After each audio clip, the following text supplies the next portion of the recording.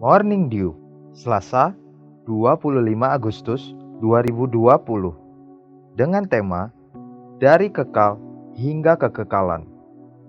Shalom, selamat pagi. Wahyu 1, ayat yang ke-8, demikian firman Tuhan. Aku adalah Alfa dan Omega, firman Tuhan Allah yang ada dan yang sudah ada dan yang akan datang, yang Maha Kuasa. Segala sesuatu akan berlalu dan berkesudahan.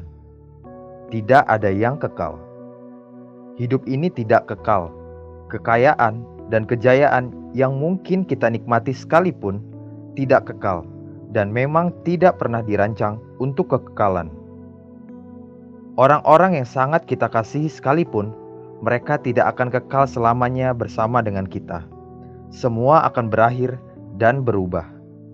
Namun Yohanes di Pulau Patmos melihat dan menerima pewahyuan tentang hakikat dan karakter Tuhan Allah kita yang bisa dirangkumkan dengan satu kata dalam satu ayat yang baru saja kita baca. Tuhan yang memperkenalkan dirinya kepada Musa ketika ditanya oleh Musa tentang namanya, Tuhan menjawab Musa demikian. Firman Allah kepada Musa, "Aku adalah Aku."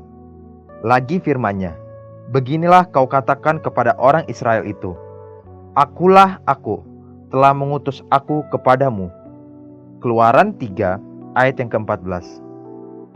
Namanya begitu mulia, begitu agung, begitu tak terucapkan, sehingga dia berkata, "Aku adalah Aku."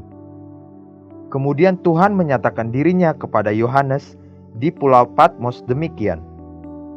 "Aku adalah Alfa dan Omega, firman Tuhan Allah yang ada dan yang sudah ada dan yang akan datang, yang Maha Kuasa."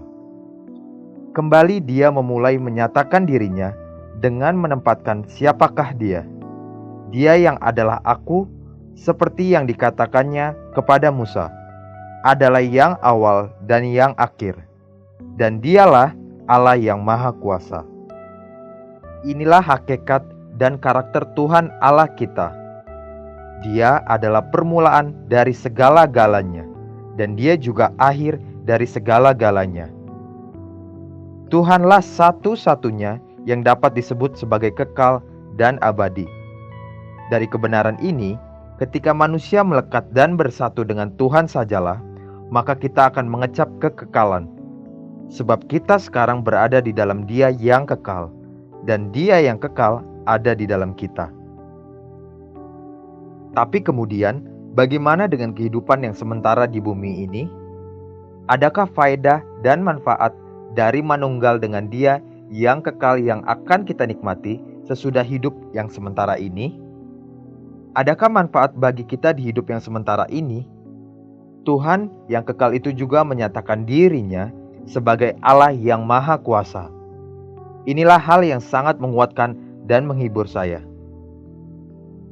Kita tahu Dia Allah yang berdaulat dan berhak penuh menentukan apa-apa yang akan terjadi. Semua ada dalam rencana agungnya Tuhan. Tapi jangan pernah lupa, Dia juga Bapa kita. Dia penuh kasih dan penyayang, dan Dia Allah yang Maha Kuasa. Mungkinkah Bapa yang penuh kasih dan Maha Kuasa itu meninggalkan kita bergumul sendirian?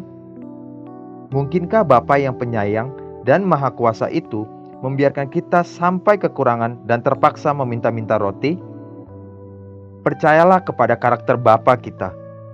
Karakternya tidak pernah berubah.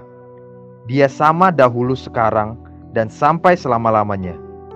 Maka hidup kita akan tenang dan penuh damai sejahtera. Sebab Bapa kita ada selalu bersama kita. Mari kita bersatu di dalam doa. Bapa Surgawi, aku bersyukur punya Bapa seperti Engkau. Engkau Alfa dan Omega, yang pertama-tama ada dan yang terakhir ada. Engkau kekal dan Engkau Maha Kuasa. Hidupku tenang bersamamu Bapa. Terima kasih. Amin. Jesus loves you and so do I.